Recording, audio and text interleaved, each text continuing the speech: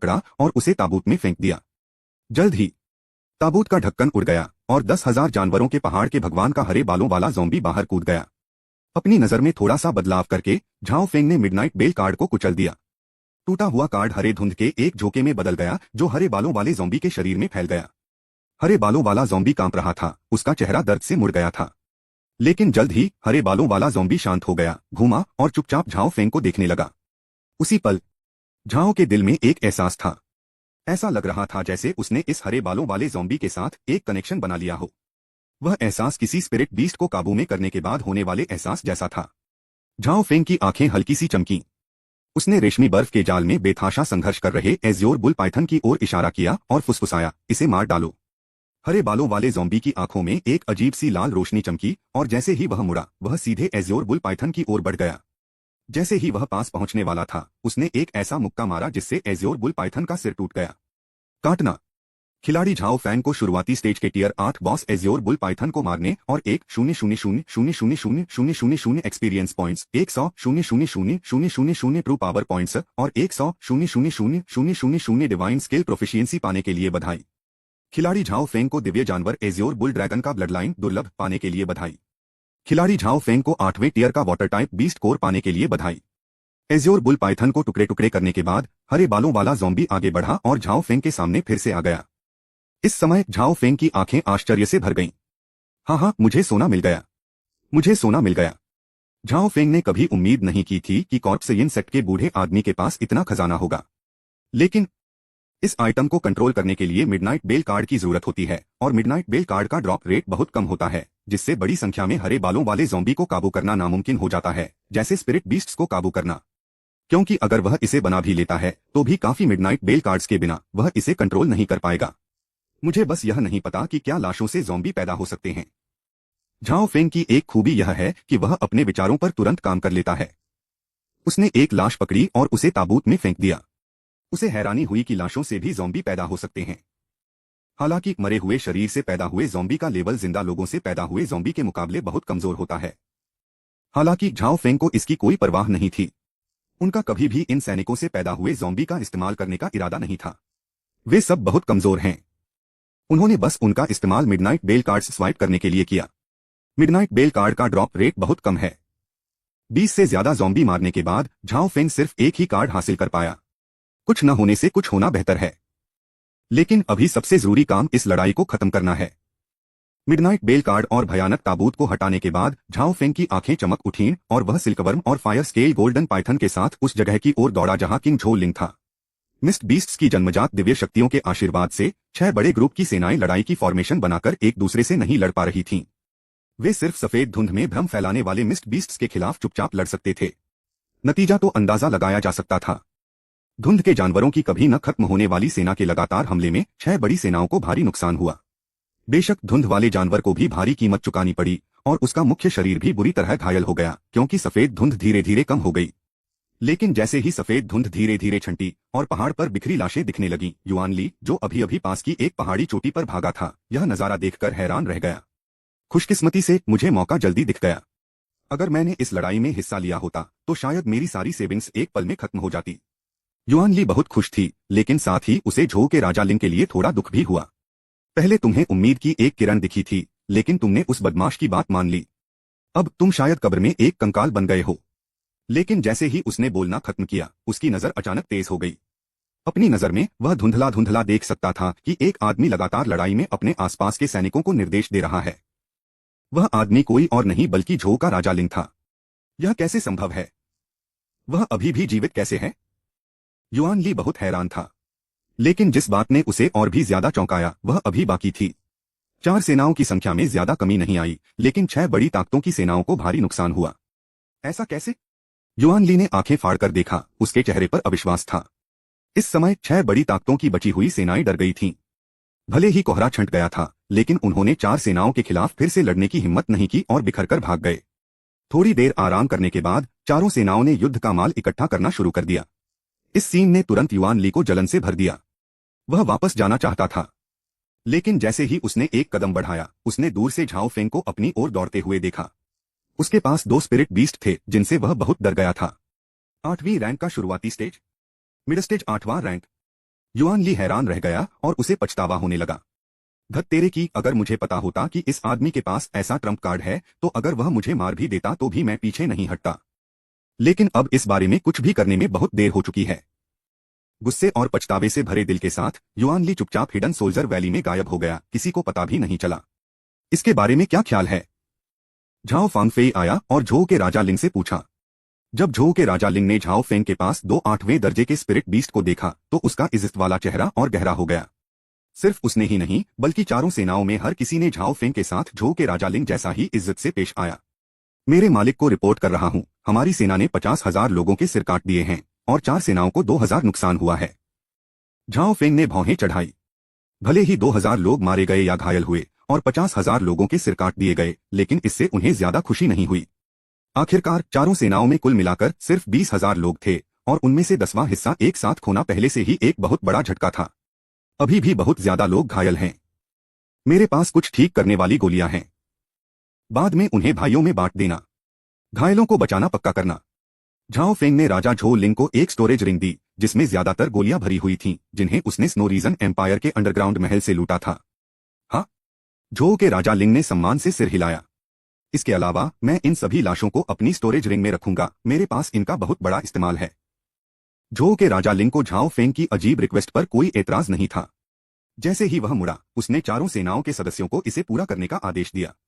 जैसे ही Zhao Feng बैठकर आराम करने वाला था, उसे अचानक स्पिरिट बीस्ट्स की दहाड़े सुनाई दी। पास ही घाटी से स्पिरिट बीस्ट का एक बड़ा ग्रुप निकला। क्या हो रहा है? झाओ फेंग ने भौहें चढ़ाते हुए पूछा। यूशी ने कहा, ये 10,000 बीस्ट्स माउंटेन के स्पिरिट बीस्ट्स हैं।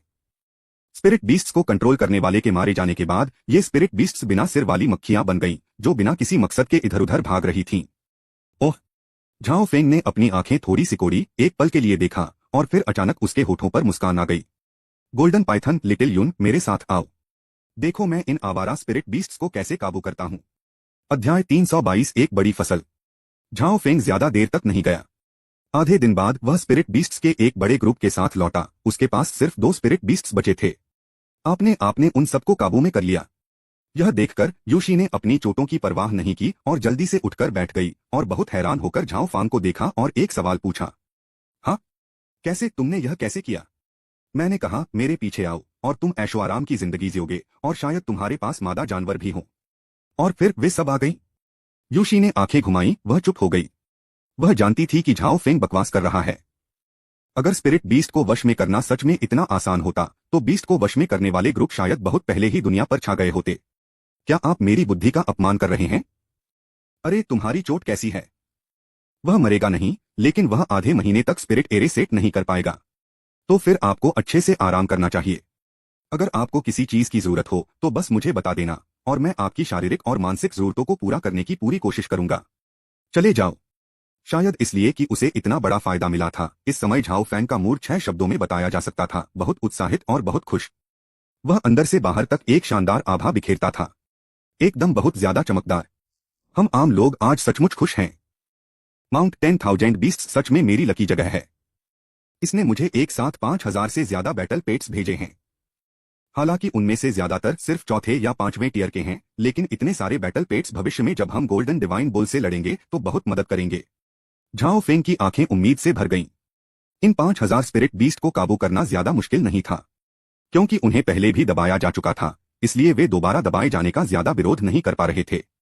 खासकर रेशम के कीड़े और 8वें दर्जे के spirit beast fire scale golden Python के दबाव वाले माहौल में कुछ ही स्पिरिट बीस्ट बात न मानने को तैयार थे और सभी ने अपनी मर्जी से झाओ फेंग की बात मान ली। निश्चित रूप से ऐसा इसलिए भी है क्योंकि ये स्पिरिट बीस्ट कम लेवल के होते हैं। अगर वे सभी छठे दर्जे के स्पिरिट बीस्ट से बने होते तो 8वें दर्जे के 2 स्पिरिट बीस्ट की तो बात ही छोड़ दें, 3 या 4 भी शायद उन्हें कंट्रोल नहीं कर पाते, जब तक कि यह लेटेस्टेज 8वें टियर स्पिरिट बीस्ट न हो। युद्ध के मैदान की सफाई में पूरा आधा दिन लग गया। यह सब करने के बाद झाओ फेंग झो के राजा लिंग की सेना को हिडन सोल्जर्स वैली से 200 मील दूर एक पहाड़ी पर ले गया और वहां कैंप लगाया। उस जगह झाओ फेंग को अचानक वहां पहुंचने पर इसकी खोज हुई।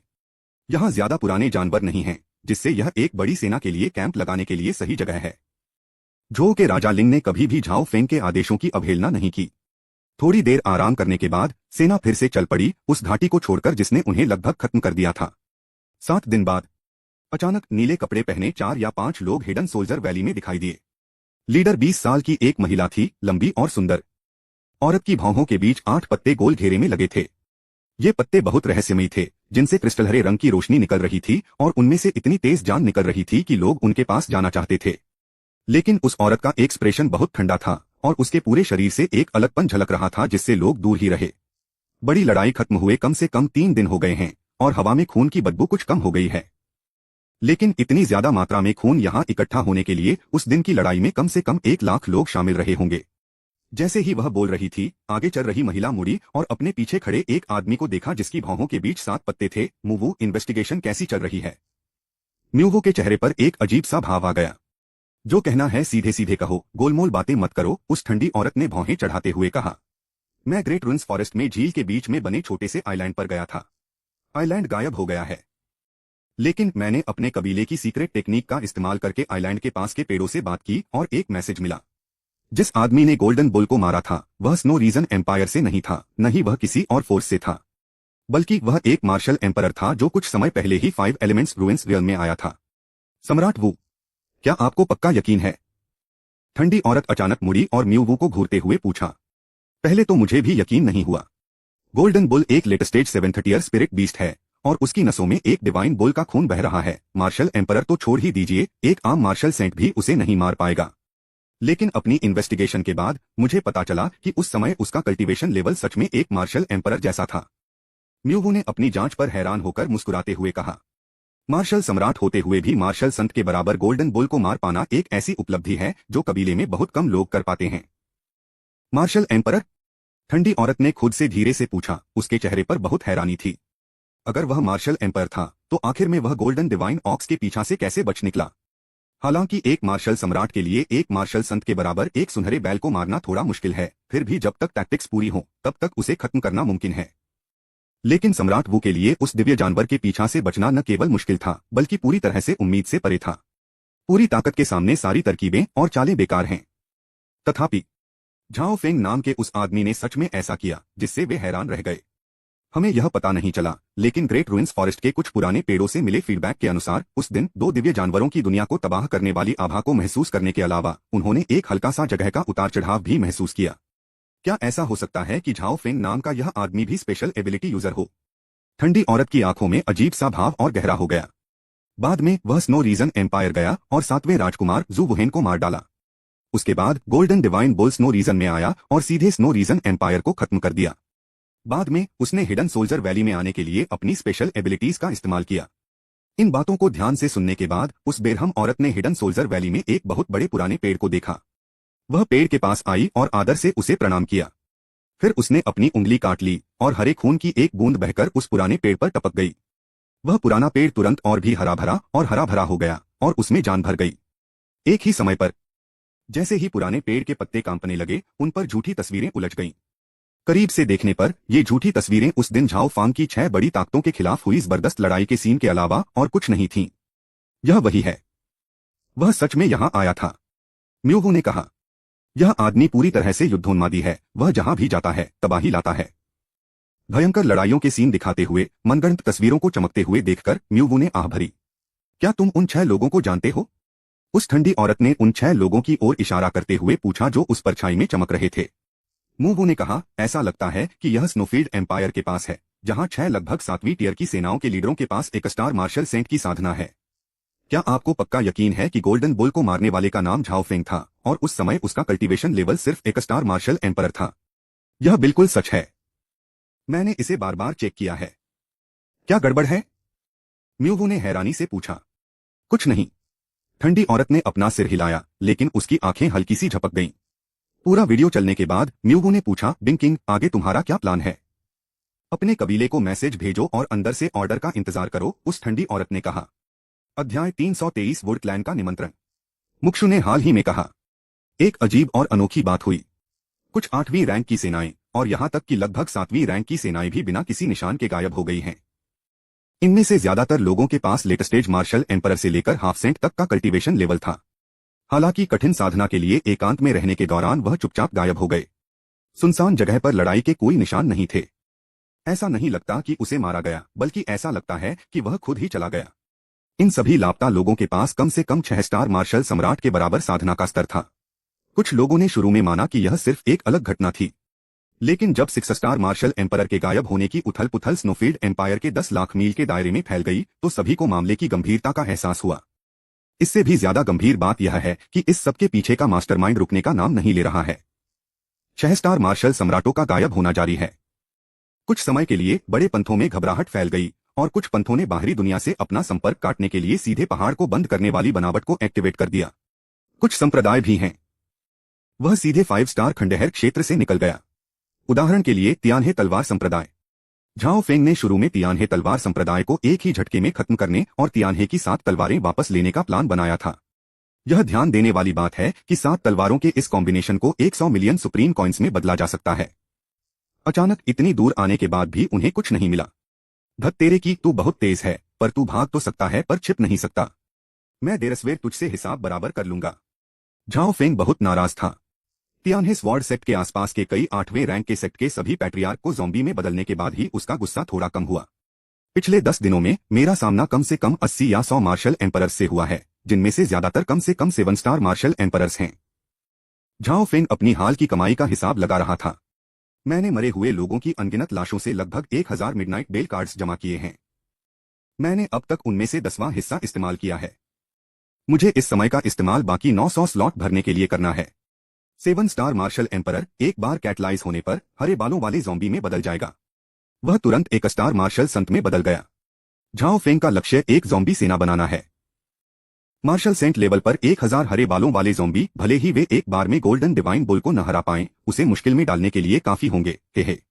झाओ फेंग ने मजाक उड़ाया। जैसे जैसे वह ज्यादा तैयार होता गया, उसे शुरू में लगा कि वह अजय और अटल है। यह एहसास धीरे धीरे कम होता गया। शुरू करना। झाओ फेंग एक बार फिर वहां से गायब हो गया। स्नोफील्ड एम्पायर लाखों मील के दायरे में फैला हुआ है और इसमें हजारों ग्रुप शामिल हैं। इन सभी सेनाओं को हराने के बाद Zhao Feng snow region empire के बाहर की सेनाओं को हराने के लिए चला गया। जैसे जैसे उसकी स्किल्स बेहतर होती गईं, झाओ फेंग हरे बालों वाले ज़ॉम्बी को तेजी से कैटलाइज करने में कामयाब हो गया। जब भी उसका सामना किसी 7 स्टार मार्शल सम्राट से होता तो वह बिना कुछ कहे ताबूत तोड़ देता। अक्सर दूसरी पार्टी के रिएक्ट करने से पहले ही उन्हें ताबूत में ढक दिया जाता है। जब वह दोबारा दिखा तो वह हरे बालों वाला ज़ॉम्बी बन गया था। इतनी ज्यादा कुशलता से झाओ फेंग की गतिविधियां 20 दिनों के अंदर करोड़ों मील के दायरे तक फैल गईं। खुशकिस्मती से उनके पास क्लाउड शटल था, नहीं तो वे इतनी जल्दी इतनी बड़ी दूरी तय नहीं कर पाते। 20 दिनों के अंदर 1000 से ज्यादा मिडनाइट बेल कार्ड्स में से लगभग सभी इस्तेमाल हो गए। हरे बालों वाले ज़ॉम्बी के घने डरावने झुंड को देखकर झाओ फेंग मुस्कुराया। वह दिल खोलकर हंस रहा था। हाँ, गोल्डन डिवाइन बोल, मैंने तुम्हारे लिए एक बड़ा तोहफा तैयार किया है। बस मरने का इंतजार करो। Beep beep. इस समय झाओ फेंग की कमर से लटका हुआ जेड ताबीज अचानक जल उठा। कोई कम्युनिकेशन ताबीज? यूशी मुझे ढूंढ रहा है। जाने से पहले उन्होंने इस कम्युनिकेशन ताबीज को बदलने के लिए 200,000 सुप्रीम कॉइन्स खर्च किए थे। जैसा कि इसके नाम से पता चलता है, इसका काम और इसका एकमात्र काम जानकारी भेजना है। जब तक यह एक तय रेंज से ज्यादा न हो, इसे ट्रांसमिट किया जा सकता है। अगर यूशी ने झाओ फेंग की लोकेशन जानने पर जोर नहीं दिया होता तो झाओ फेंग ऐसे बेकार सपोर्ट कैरेक्टर को खरीदने के लिए 200,000 सुप्रीम कॉइन खर्च करने को तैयार नहीं होता। मोशी मोशी छोटी बहन युक्सी, हमारी आखिरी मुलाकात को 1 महीना हो गया है। क्या तुमने मुझे बहुत याद किया? झाओ फेंग ने कम्युनिकेशन ताबीज को एक्टिवेट किया और कहा। अपनी बात खत्म करने के बाद उसने तुरंत देखा कि दूसरी तरफ सिर्फ मौत जैसी शांति थी। क्या कुछ हुआ है? झाओ फेंग का चेहरा बदल गया और वह जाने के लिए एक कदम आगे बढ़ा। कोई तुम्हें ढूंढ रहा है, तुरंत लौट आओ। यूशी की आवाज ट्रांसमिशन ताबीज के दूसरी तरफ से आई। फिर झाओ फेंग के और सवाल पूछने का इंतजार किए बिना यूशी ने एक तरफा संपर्क काट दिया। क्या बकवास है? यूशी की टोन अजीब है। मैंने ऐसा क्या किया कि उसे बुरा लगा? और उसने कहा कि कोई मुझे ढूंढ रहा है। कौन हो सकता है? मुझे याद नहीं कि मैं इस 5 एलिमेंट्स रूइंस रियल में ज्यादा लोगों को जानता हूं। झाओ फेंग पूरी तरह हैरान होकर अपनी ठुड्डी पर हाथ फेरने लगा। कोई बात नहीं, मैं अब इसके बारे में और नहीं सोचना चाहता। जब मैं वापस आऊंगा तो पता लगा लूंगा। जैसे ही उसने यह कहा, Zhao Feng cloud piercing shuttle पर चढ़ गया और पलक झपकते ही वह गायब हो गया। एक ही समय पर आर्मी कैंप में युक्सी के टेंट के अंदर। इस समय यूशी मिलिट्री टेंट में अकेला नहीं था। झो के राजा लिंग भी वहां थे, लेकिन वे यूशी के पीछे सम्मानपूर्वक सुरक्षा की मुद्रा में खड़े थे। युक्सी के सामने वहां 6 लोग थे, 3 पुरुष और 3 महिलाएं। लीडर एक महिला थी जिसका चेहरा ठंडा था और उसने नीले कपड़े पहने हुए थे। उस समय वह महिला अजीब भाव से यूशी को देख रही थी। न केवल वह बल्कि उसके पीछे खड़े लोगों के हाव भाव भी जब उन्होंने यूशी को देखा तो कुछ अजीब लगे। यूशी भावशून्य और चुप रही।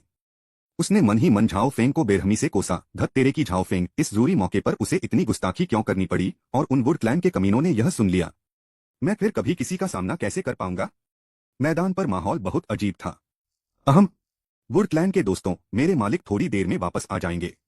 प्लीज अपने क्वार्टर में वापस आ जाइए। उनके लौटने के बाद हम जरूर अमीरों की इच्छा बता देंगे, राजा झो लिंग ने कहा। यह सुनकर उस ठंडी औरत ने अपना सिर हिलाया। हमें इस बार उसे देखना ही होगा। यह देखकर कि राजा झो बोलने ही वाले हैं, उस औरत ने धीरे से कहा, क्योंकि आपके मालिक अभी वापस नहीं आ सकते, इसलिए हम यहीं उनका इंतजार करेंगे। कोई जल्दी नहीं है। मुझे लगता है कि जनरल झो इस रिक्वेस्ट को मना नहीं करेंगे। झो के राजा लिंग को सूखी खांसी आई। दूसरी पार्टी ने उसकी बात बंद कर दी थी। भले ही वह नहीं चाहता था कि दूसरी पार्टी रुके, लेकिन वह सिर्फ सिर हिला सका क्योंकि बात यहां तक आ गई थी। तब उसने अपने सेनापतियों को मुंह कबीले के लोगों को दूर ले जाने का आदेश दिया। जब टेंट में सिर्फ वह और यूशी ही बचे थे तो राजा झो लिंग ने जल्दी से कहा, मैडम, हम लॉर्ड को मुंह कबीले के पास नहीं जाने दे सकते। क्यों? यूशी ने हैरान होकर पूछा। हालांकि वुड क्लैन से मिलना उसकी पहली बार था, लेकिन उसे इस जाति से गहरा लगाव महसूस हुआ जिससे शांति और जिंदगी का माहौल बना हुआ था। मुझे समझ नहीं आ रहा कि झो के राजा लिंग ने यह ऑफर क्यों मना कर दिया। वुड क्लैन उतना फ्रेंडली नहीं है जितना अफवाहें हैं। इतने सालों में 5 एलिमेंट्स रूइंस के बारे में मेरी समझ के हिसाब से इस जाति की बाहरी लोगों से नफरत लगभग बर्दाश्त से बाहर है। हमारे लॉर्ड को वुड क्लैन में आने का न्योता देने का उनका कोई छिपा हुआ मकसद जरूर होगा। साफ साफ कहूं तो हमारे लॉर्ड की अभी की ताकत को देखते हुए हम वुड क्लैन का मुकाबला करने से बहुत दूर हैं। अगर उनके इरादे बुरे हैं तो हमारे लॉर्ड का वहां का सफर वैसा ही होगा जैसे एक मेमना बाघ की मांद में घुसता है। अध्याय 324 म्यू बिंग किंग। 4 दिन बाद झाओ फेंग वापस कैंप में पहुंचा। जैसे ही उसका रूप कैंप के ऊपर दिखाई दिया, उसे कैंप के ताकतवर लोगों ने देख लिया और इसकी सूचना झो के राजा लिंग को दी। यूशी के नेतृत्व में झो के राजा लिंग म्यू कबीले के 6 सदस्यों के साथ बाहर निकले। जैसे ही झाओ फेंग नीचे उतरा, आसपास के सभी सैनिक एक घुटने पर बैठ गए और चिल्लाए, माई लॉर्ड। आवाज तूफान जैसी थी, बिजली की गड़गड़ाहट जितनी तेज, फिर भी उसमें जबरदस्त ताकत थी। लड़ाई के जोश के चरम पर यह एक मजबूत जानलेवा आभा से भर गई थी। बुरी आभा झाओ फेंग पर नहीं थी। यह बस एक सिंपल डिस्प्ले है। लेकिन मु कबीले और दूसरों की नजर में यह झो लिंग राजा की सेना बन गई जो उन्हें दिखावा कर रही थी। फकफक करना। वुड क्लैन के सदस्यों ने तुरंत नाराजगी और ठंडी खर्राटों के साथ जवाब दिया। लेकिन ग्रुप की हेड, रूखे चेहरे वाली महिला के चेहरे पर कोई भाव नहीं था। यह है। यूशी को नमस्ते करने के बाद झाओ फेंग ने ठंडी औरत की ओर देखा। मुक्लान मु बिंग किंग। वुड क्लैन वुडवू। Wood clan. 6 लोग एक साथ बोले, वुड क्लैन। यह शब्द सुनकर झाओ फेंग ने अपनी भौं थोड़ी सी ऊपर उठाई। वह अब वैसा नया नहीं था जैसा वह पहली बार 5 एलिमेंट्स रूइंस में घुसते समय था। लगातार मारकाट करने के दिनों में उसे मुझो के अंदर की ताकतों की डिटेल्स की साफ समझ हो गई थी। मुझो करोड़ों मील तक फैला हुआ है। अंदर की ताकतें गंगा की रेत जितनी अनगिनत हैं। इन ताकतों को 2 तरह से बांटा गया है। एक है बाहरी ताकतें, जैसे snowfield empire, heavenly river sword sect वगैरह। वे सभी बाहरी दुनिया से आए हैं और ऐसी ताकतें हैं जो यहाँ के नहीं हैं। ये सेनाएं बहुत ज्यादा हैं और मुझो के 2/5वें हिस्से पर उनका कंट्रोल है। दूसरा प्रकार लोकल फोर्स है।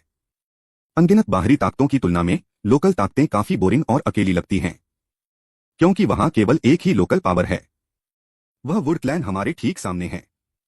मुझो का नाम मु जनजाति के अस्तित्व के कारण रखा गया है। पहले भी और अब भी वुड क्लैन के लोग ही वुड स्टेट के असली मालिक हैं। झाओ फेंग लंबे समय से 5 एलिमेंट्स रूइंस रियल्म में था, लेकिन उसने कभी वुड क्लैन के किसी सदस्य को नहीं देखा था। मैंने कभी नहीं सोचा था कि हम यहाँ इस तरह मिलेंगे। लेकिन रिसोर्स और इलाके की वजह से वुड क्लैन और बाहरी ताकतों के बीच हमेशा झगड़ा रहा है और लड़ाई के अलावा वे कभी एक दूसरे से नहीं मिले। लेकिन आज वुड क्लैन खुद उसके दरवाजे पर आया, जिससे झाओ फेंग की जिज्ञासा बढ़ गई। मेरा नाम झाओ फेंग है, जैसा कि आप पहले से ही जानते होंगे। क्या मैं पूछ सकता हूं कि वुड क्लैन के सम्मानित दूतों, आपको मुझसे क्या काम है? झाओ फेंग के विचार एक पल के लिए भटक गए, लेकिन उन्होंने जल्दी से खुद को संभाला और शांति से कहा, हमारे बुजुर्ग इस बात को लेकर काफी उत्सुक हैं कि भाई झाओ ने ग्रेट रूइंस फॉरेस्ट में क्या किया, और उन्होंने हमें खास तौर पर भाई झाओ को वुड क्लैन का मेहमान बनने के लिए इनवाइट करने के लिए भेजा है। म्यू बिंग किंग ने कहा। हाँ, प्यार की भावना। झो के राजा लिंग को पहली बार अपने कानों पर शक हुआ। उसे लगा कि कहीं उसने गलत तो नहीं सुन लिया। वुड क्लैन जो हमेशा सभी विदेशी ताकतों को खत्म करना चाहता था, क्या सच में बाहरी लोगों के बारे में उसकी अच्छी सोच थी? क्या यह एक चूहा नहीं है जो बिल्ली की दुल्हन की सहेली बन रहा है? यह तो बिल्कुल बकवास है। Great ruins forest. Zhao Fang हैरान रह गया, फिर मुस्कुराया और बोला, मैंने ग्रेट रूइंस फॉरेस्ट के बारे में काफी बातें बताई हैं, लेकिन मुझे नहीं पता कि आप किसकी बात कर रहे हैं, सर। गोल्डन बुल को मार डालो। यह सुनकर झाओ फेंग ने अपनी आंखें थोड़ी सिकोड़ी और हंसते हुए कहा, क्या वुड क्लैन का गोल्डन डिवाइन ऑक्स के साथ कोई पुराना झगड़ा है? हम म्यू बिंगकिंग के ठंडे चेहरे पर हैरानी की एक झलक दिखी। यह देखकर झाओ फेंग की मुस्कान और गहरी हो गई। इस लड़की ने शायद पहले कभी बाहरी लोगों से डील नहीं किया होगा और उसने इतनी जल्दी अपना असली रंग दिखा दिया है। झाओ फेंग वुड क्लैन के सीनियर को उनकी मेहरबानी के लिए धन्यवाद देता है, लेकिन मुझे कुछ जरूरी काम निपटाने हैं और मुझे डर है कि मैं वुड क्लैन नहीं जा पाऊंगा। प्लीज मुझे माफ कर दें। हालांकि वुड क्लैन यहाँ उसके लिए मुश्किलें खड़ी करने नहीं आया है, लेकिन उनके हाव भाव देखकर लगता है लेकिन वह इस पुरानी जनजाति से कोई लेना देना नहीं रखना चाहता था। वुड क्लैन की ताकत को देखते हुए इंचार्ज के तौर पर एक मार्शल गॉड लेवल का एक्सपर्ट होना चाहिए। बहुत ज्यादा सीक्रेट रखने से अगर वे पता चल गए तो जरूर परेशानी होगी। वह पहले ही एक भगवान जैसे एक्सपर्ट द्वारा पूरी तरह दबाए जाने का एहसास महसूस कर चुका था और वह इसे दूसरी बार महसूस नहीं करना चाहता था। ठंडे खून वाली औरत मू बिंगकिंग को झाओ फेंग के मना करने का अंदाजा हो गया था। उसने कहा, क्या तुम सच में अपनी बाकी जिंदगी गोल्डन डिवाइन बुल के शिकार बनना चाहते हो? अगर तुम मेरे मू क्लैन में शामिल होने को तैयार हो तो हम तुम्हें सुरक्षित रखने का वादा करते हैं। यह सुनकर वुड क्लैन के बाकी 5 सदस्य, राजा झो लिंग और बाकी सभी ने हैरानी दिखाई। उनकी तो बात ही छोड़िए, झाओ फांग जो उस आदमी से बात कर रहा था खुद भी हैरान रह गया। वाह, यह कैसा अचानक हुआ? उसने बिना किसी वार्निंग के लोगों को कैसे रिक्रूट किया? क्या आप गोल्डन सेक्रेट बुल को मारने में मेरी मदद कर सकते हैं? म्यू बिंगकिंग ने धीरे से अपना सिर हिलाया। दिव्य बैल को मारना इतना आसान नहीं है। हालांकि मेरे म्यू कबीले ने भी यह विचार किया है। झाओ फेंग एक पल के लिए चुप रहा, फिर बोला, मैं वुड क्लैन जा सकता हूं, लेकिन मेरी एक शर्त है, मुझे इन लोगों को अपने साथ लाना होगा। झाओ फेंग ने झो के राजा लिंग की 4 सेनाओं की ओर इशारा किया। म्यू बिंगकिंग की बातों की वजह से उसने अपना मन पूरी तरह बदल लिया। क्योंकि would clan golden divine bull को मारना चाहता है, इसलिए यह झाओ फेंग के लिए एक शानदार मौका है। वह इस मौके का इस्तेमाल वुड क्लैन के एक्सपर्ट्स को डिवाइन बुल से लड़ने के लिए कर सकता था, जबकि वह खुद भी कम से कम खर्च में डिवाइन बुल को मार सकता था। हालांकि वुड क्लैन अक्सर बाहरी दुनिया से बातचीत नहीं करता, लेकिन इसका मतलब यह नहीं है कि वे बेवकूफ हैं। ऐसी टैक्टिक जो लगभग मनगढ़ंत सोच जैसी है, उसे लागू करना बहुत मुश्किल है। इसलिए झाओ फेंग ने वुड क्लैन में घुसने का प्लान बनाया ताकि वह खुद देख सके कि इस मामले में वुड क्लैन का क्या रवैया है। वुड क्लैन में जाने के संभावित खतरों के बारे में झाओ फेंग ने भी सोचा था, इसलिए उसने 20,000 की सेना लाने का अनुरोध किया। हालांकि ये सैनिक वुड क्लैन की गहरी नींद की तुलना में समुद्र में एक बूंद के समान हैं। अगर बात सच में बिगड़ती है तो झाओ फेंग इसका इस्तेमाल उन्हें यह दिखाने के लिए करेगा कि वह कोई ऐसा व्यक्ति नहीं है जिसके साथ खिलवाड़ किया जा सके। म्यू बिंगकिंग ने बिना देखे ही सिर हिला दिया। तुम मेरे साथ जा सकते हो, लेकिन तुम मेरे कबीले के इलाके में नहीं जा सकते। तुम्हें मेरे कबीले के इलाके के सामने वाली घाटी में कैंप लगाने की इजाजत है। एक पल सोचने के बाद झाओ फेंग सहमत हो गया। दोनों पार्टियों में आम सहमति बनी और वे अगले दिन जाने के लिए राजी हो गए। इसके बाद म्यू बिंगकिंग और बाकी लोग चले गए। माई लॉर्ड, आपको उन्हें वुड क्लैन के पास जाने के लिए राजी नहीं होना चाहिए था। वुड क्लैन बाहरी लोगों के लिए बहुत दुश्मनी रखता है और उनके लिए कोई अच्छी भावना नहीं रखता। अगर हम ऐसे ही घुस आए तो यह कत्ल के लिए भेड़ों के बच्चे जैसा होगा। जैसे ही म्यू बिंगकिंग और बाकी लोग चले गए, जो के राजा लिंग ने जल्दी से उन्हें मनाने की कोशिश की। क्या आपको कभी वुड क्लैन ने धोखा दिया है? जो के राजा लिंग ने अपना सिर हिलाया। क्या आपके दोस्त को वुड क्लैन ने धोखा दिया है? जो के राजा लिंग ने फिर से अपना सिर हिलाया। आपके दोस्त के दोस्त को वुड क्लैन ने धोखा दिया। जो के राजा लिंग ने एक पल के लिए इस बारे में ध्यान से सोचा, फिर धीरे से अपना सिर हिलाया। छोटे झो, वफादारी अच्छी बात है, लेकिन कुछ बातों पर अफवाहों से भरोसा नहीं किया जा सकता। जैसा कि कहा जाता है, देखकर ही विश्वास होता है। झाओ फेंग ने झो के राजा लिंग के कंधे पर थपथपाते हुए कहा। झो के राजा लिंग शर्मिंदा होकर एक घुटने पर बैठ गए और बोले, महाराज सही कह रहे हैं, मैंने बहुत कुछ सीखा है। लेकिन तुम्हारी याद भी सच है। किसी का इरादा दूसरों को नुकसान पहुंचाने का नहीं होना चाहिए, लेकिन दूसरों से सावधान रहना चाहिए। वुड क्लैन एक बड़ा और ताकतवर क्लैन है जिसके पास बहुत सारे रिसोर्स हैं। अगर वे सच में मुझे नुकसान पहुंचाने का इरादा रखते हैं तो यह पक्का एक खतरनाक जगह होगी। इसलिए जब समय आएगा तो मुझे अपनी सेफ्टी के लिए तुम्हारी जरूरत पड़ेगी। मैं अपने मिशन में फेल नहीं होऊंगा। झो के राजा लिंग ने दृढ़ता से कहा। अध्याय 325 प्राचीन वृक्ष आकाश को ढक लेते हैं। अगली सुबह म्यू बिंगकिंग के नेतृत्व में सेना रवाना हुई और म्यू कबीले की ओर बढ़ी। 2 दिन बाद सेना खड़ी चट्टानों वाली एक गहरी घाटी में रुक गई। भाई झाओ, उन्हें यहीं रहने दो, म्यू बिंगकिंग ने कहा। झाओ फेंग ने सिर हिलाया, राजा झो लिंग को कुछ निर्देश दिए और फिर यूशी और म्यू बिंगकिंग के साथ चले गए। आपने एक बार कहा था कि वुडलैंड घाटी के दूसरी तरफ था, लेकिन इस घाटी के दूसरी तरफ स्पष्ट रूप से एक चट्टान है। झाओ फेंग घाटी के आखिर में पहुंचा, नीचे की गहरी चट्टान को देखा और कंफ्यूजन में पूछा, यह कोई चट्टान नहीं है। यह जगह एक शक्तिशाली व्यू से ढकी हुई है, जो आप देख रहे हैं वह एक भ्रम है। इससे पहले कि म्यू बिंगकिंग कुछ बोल पाती, यूशी, जो एक तरफ खड़ी थी, ने धीरे से कहा। उसकी बातों से म्यू बिंगकिंग चौंक गया। उसने हैरानी से यूशी को देखा, खासकर उसकी आंखों में पल भर की सुनहरी रोशनी और चेहरे पर सोच का भाव देखकर। वुड क्लैन एक बड़ी बनावट में छिपा हुआ है और पूरे वुड कॉन्टिनेंट में वुड क्लैन के सदस्यों को छोड़कर बहुत कम लोग इस बारे में जानते हैं। यूशी ने एक नजर में ही उस बनावट को देख लिया और उसके राज बता दिए, जिससे म्यू बिंगकिंग और बाकी लोग हैरान रह गए। झाओ फेंग ने म्यू बिंगकिंग और दूसरों की तरफ देखा और उनके हाव भाव देखकर उसने अंदाजा लगाया कि यूशी सही थी। वास्तव में आपकी समझ बहुत तेज है। आपने एक नजर में मेरे वुड क्लैन के बड़े फॉर्मेशन को समझ लिया। मेरे वुड क्लैन के इतिहास में ऐसा पहली बार हुआ है। म्यू बिंगकिंग ने गहरी सांस ली और यूशी को गंभीरता से देखा जब वह बोल रही थी। अब वह पहले से ही इस महिला को, जिसमें सिर्फ एक मार्शल सम्राट की ही शिक्षा थी, अपनी पीढ़ी की मानती थी। हालांकि यूशी का कल्टीवेशन लेवल कमजोर था, लेकिन उसे हमेशा लगता था कि इस कोमल और कमजोर औरत में एक अनोखी शक्ति है। खासकर जो कुछ अभी अभी हुआ था, उसके बाद उसे अपने सामने खड़ी कमजोर औरत के लिए और भी ज्यादा तारीफ महसूस हुई। आप सब पीछे हट जाइए, मैं इस बड़ी संरचना के अंदर से एक पोर्टल खोलने जा रहा हूं। जैसे ही म्यू बिंगकिंग ने बात की, उसके पीछे खड़े लोग तुरंत पीछे हट गए। यह देखकर झाओ फेंग और दूसरा आदमी भी पीछे हट गए, लेकिन उनकी नजरें म्यू बिंगकिंग पर ही टिकी रहीं। खासकर युक्सी। हालांकि वह अपने सामने बड़े फॉर्मेशन के राज देख सकती थी, लेकिन वह उसे एक्टिवेट नहीं कर पा रही थी। वह इस मौके का इस्तेमाल यह देखने के लिए करना चाहती थी कि म्यू बिंगकिंग फॉर्मेशन को कैसे एक्टिवेट करेगा, क्योंकि यह फॉर्मेशन पर उसकी रिसर्च के लिए भी फायदेमंद होगा। म्यू बिंगकिंग चट्टान के किनारे पर खड़ी थी, फिर उसने अपने माथे के बीच को छुआ। उसके माथे के बीच में 8 पत्ते तेजी से घूमे और वहां जल्दी ही एक भंवर बन गया। जैसे ही भंवर इकट्ठा हुआ, पहले खाली जगह में अचानक हरियाली से भरा एक बड़ा घेरा दिखाई दिया। इस बड़ी बनावट का दिखना सच में अजीब था। इसने पलक झपकते ही लाखों मील के इलाके को घेर लिया। झाओ फेंग यह देखकर बहुत हैरान हुआ। जैसे ही ग्रीन फॉर्मेशन दिखाई दिया, म्यू बिंगकिंग की भौहों के बीच का 7 लीफ वोर्टेक्स अचानक ग्रीन फॉर्मेशन की ओर चमक उठा। बूम! जैसे ही 7 लीफ वोर्टेक्स ग्रीनरी एरे के संपर्क में आया, एरे से एक जोरदार आवाज निकली और उस पर लगभग 10 फीट ऊंचा एक लकड़ी का दरवाजा दिखाई दिया। जैसे ही लकड़ी का दरवाजा खुला, अंदर से एक मजबूत एनर्जी निकली जो प्रकृति की विशालता के साथ मिल गई। जिस पल आप इसे महसूस करते हैं, आपको ऐसा लगता है कि आप अपनी मां की गोद में लौट रहे हैं। क्या दुनिया लकड़ी के दरवाजे के पार है जहां वुड क्लैन रहता है? झाओ फेंग ने अपनी आंखें थोड़ी सी सिकोड़ लीं, उसकी नजर जिज्ञासा से भर गई। यह सिर्फ उसके साथ नहीं था। यूशी ने भी अपनी आंखें थोड़ी ऊपर उठाईं और लकड़ी के दरवाजे की गहराई में देखने लगी। चल दर! म्यू बिंगकिंग ने मुड़कर देखा, उसका चेहरा पीला पड़ गया था और उसने झाओ फेंग और दूसरे व्यक्ति से कहा, यह तो साफ है। इस फॉर्मेशन को एक्टिवेट करने से उस पर बहुत बुरा असर पड़ा। तब झाओ फेंग ने म्यू वू और दूसरों की तरफ देखा, फिर म्यू बिंगकिंग की तरफ, और उसके मन में एक धुंधला सा अंदाजा बना।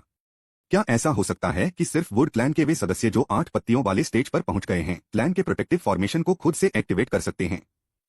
इस अंदाजे को ध्यान में रखते हुए झाओ फेंग ने म्यू वू और दूसरों का पीछा करते हुए लकड़ी के दरवाजे से अंदर कदम रखा। सबके अंदर आने के बाद लकड़ी का दरवाजा रोशनी से चमका और फिर अचानक गायब हो गया। वे एक ही समय पर गायब हो गए। यहाँ एक बहुत बड़ा हरा भरा इलाका भी है जो लाखों मील के एरिया में फैला हुआ है। जैसे ही झाओ फेंग ने लकड़ी के दरवाजे से कदम रखा, उसे लगा जैसे वह किसी दूसरी दुनिया में आ गया हो। यह जमीन हरे भरे पहाड़ों और साफ पानी, हरे भरे कुदरती खजानों और हरे भरे पौराणिक जानवरों से भरी है।